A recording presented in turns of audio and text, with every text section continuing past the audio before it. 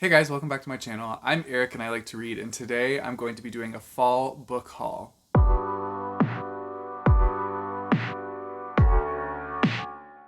So these are all books that I've kind of collected over the end of summer, beginning of fall.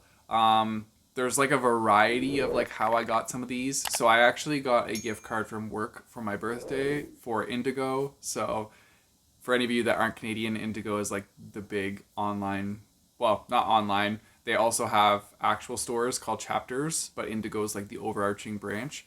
And yeah, it's basically the big book place for Canada. So I definitely spent my entire gift card on that and spoiled myself. I got a book for Marcus. I also got a book for my mom. So yeah, it was great. It was a great little shopping spree. I also found some books at the Chapters in the actual physical locations for very cheap. They have discount racks, and I found some good ones on there that I'm very excited about. So I'm going to show you guys those as well. And then other books that I've acquired through like my blog slash channel and people reaching out to me. So yeah, I'm excited to share with you guys what I have. The first couple, I'm going to be reading these in October. So I'm very excited. I've been like anticipating these for the longest time. So yeah.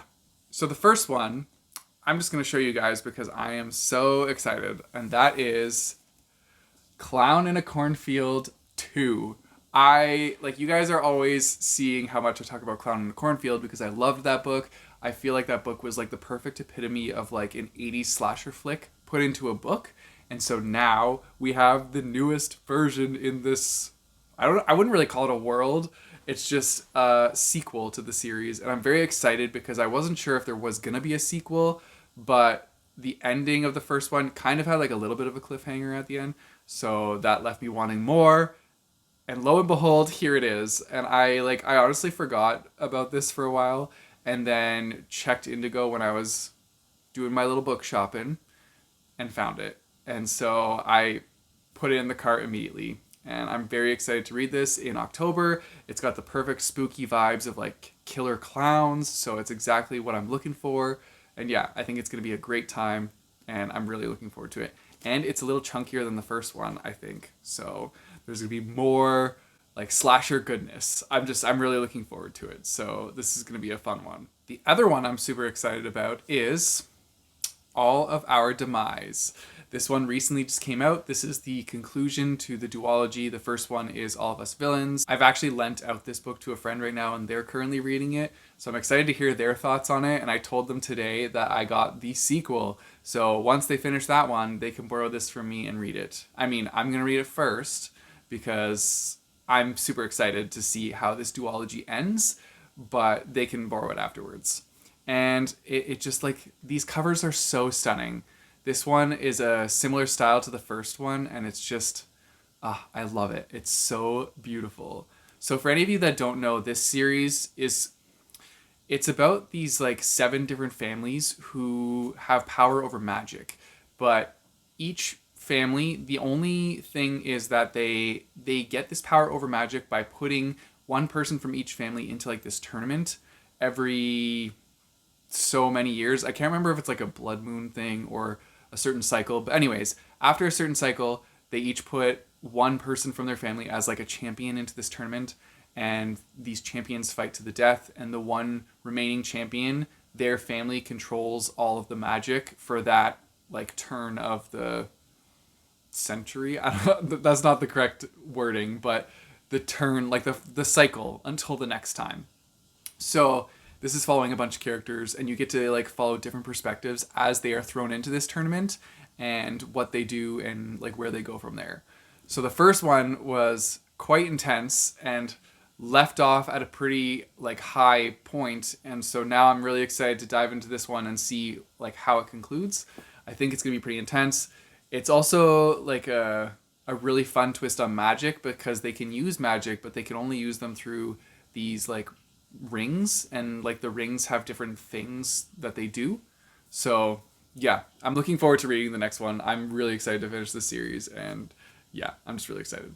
Next up, I have Blood Like Magic, and so this is like a witchy vibes book.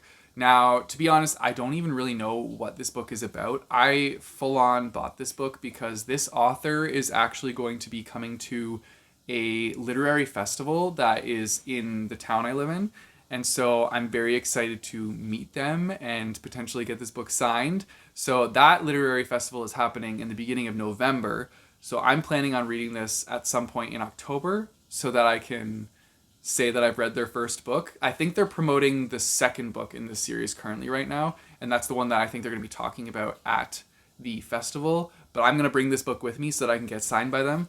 And yeah, I hope I like the book because that'd be unfortunate if I didn't like the book and then go meet the author. I'm sure I'm going to like it though. It sounds really cool. By sounds, I don't even know what it's about, but it looks really cool and it's about witches. So like, cool. I'm down for that. Spookiness, got the spooky vibes for like October, Halloween season. It's perfect. So yeah, I'm looking forward to that. I also picked up The Bladed Faith. This was actually a gift for Marcus, so I bought this book for him, and I hope he enjoys this one. Then next up we have this book called The Book of Sand. So this was actually sent to me by, I believe it was the publisher, and this book is following a bunch of families that are in like this alien world that is kind of like a desert land. And so the only way to survive in this desert land is they need to get something near like water sources, but they're all kind of like fighting for this one resource, and these families are willing to like kill for this resource. So it's following, I think, a teenage daughter in one of these families, and that's all you really know. I also believe that it might be like two worlds colliding kind of thing. So like alien worlds, but also like our world at the same time. Some sort of mix with that kind of like timeline or something like that.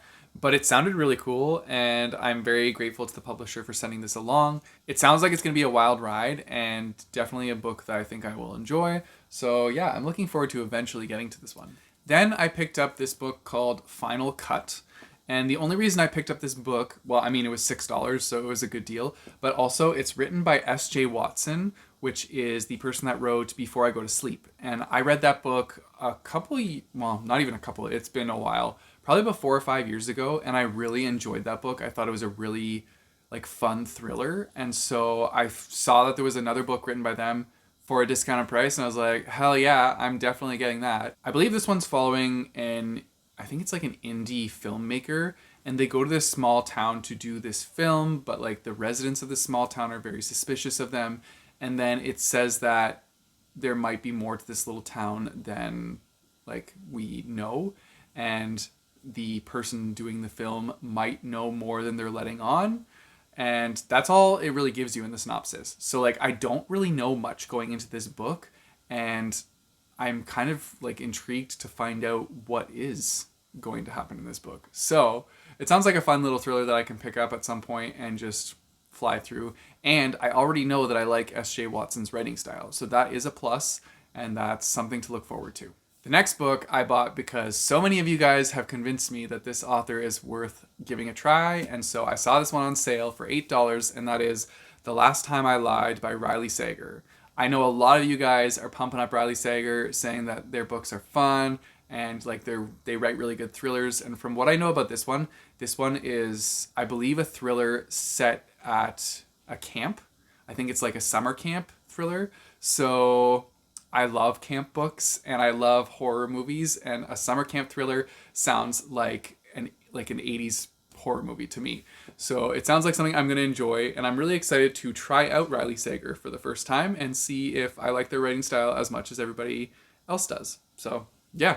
Then I picked up The Sanitarium. I got this at the used bookstore. This one I really wanted to read because I've been seeing lots of people talk about this book, and I also know that it's like a secluded thriller, and I'm a big fan of thrillers with secluded settings. Also, it's set in a sanitarium, which is like just creepy in itself. So I think that this one is going to be amazing. Like I'm looking forward to just like getting the atmospheric feels from this book and just being like super creeped out while reading this. I feel like this would be the perfect read to like bundle up in the window on the couch while it's like pouring rain outside and there's like a slight chill. I think that's like the perfect atmospheric mood to read this book with. But anyways, I'm looking forward to this one. I think it's going to be a lot of fun. And I heard that I think a sequel for this just came out called The Retreat. I might be wrong on that, but if it is, I will have to find that one too. Then the last two books I have are books that were sent to me by authors. So this first one is called Chaos Calling the Zenithian Cycle. I think that's how you say that. And this is a book that takes place, some of the like setting takes place in the city that I live in, and the author kind of sold it to me that way, and I was like, well, okay, I would love to read a book that's literally set in the city I'm from. So yeah, okay, you got me. It's also set part in Toronto as well, which is another Canadian city I'm very familiar with. And I believe it's a bunch of characters that are fighting these monsters that have returned after a certain amount of time, and so they're like trying to stay alive and fight back these like monsters that had disappeared for a time but are now back. I don't really know too much more about it, but it sounds like a fun time, and I'm excited to read about my like local places. So yeah, I think this one will be fun.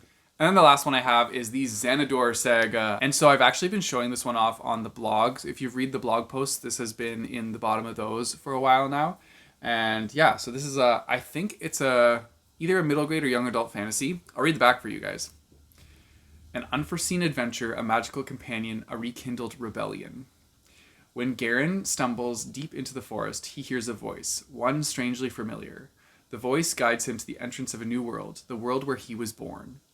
Tired of the relentless bullying at school and the strict and unfair discipline of Sir and Madam at the orphanage, he escapes to Zenidor, a world where great beasts roam the lands and humans are born with elemental powers. Awesome. Garen sets out in search of his parents with his newfound companion, his elemental, Akko. However, his arrival sets in motion events that will shape the outcome of decades of conflict. So it sounds like it could be fun. It's also a saga, so that means there's more books in this series. But yeah, this is the first one in it, and I'm looking forward to picking this one up and seeing how it is. And those are all the books that I have for my fall book haul. Let me know if you've read any of these books before and if you thought they were good, because maybe that will like bump them up on my ever-growing TBR. So that would be sweet. Also, let me know what your favorite spooky books are, because I'm really looking forward to October coming up, and I'm wanting to read spooky books. I mean, I have some here that I'm definitely going to be reading, but if you have any more recommendations, put those in the comments down below. If you guys want to support me, I have a Patreon and a Coffee page, which I'll put in the description down below, as well as linked by my bookmarks. You guys know the drill. Don't forget to like and subscribe. Hit that bell notification button so you get notified when I post new videos. I post my videos on Mondays and Thursdays. Until next time, keep on reading.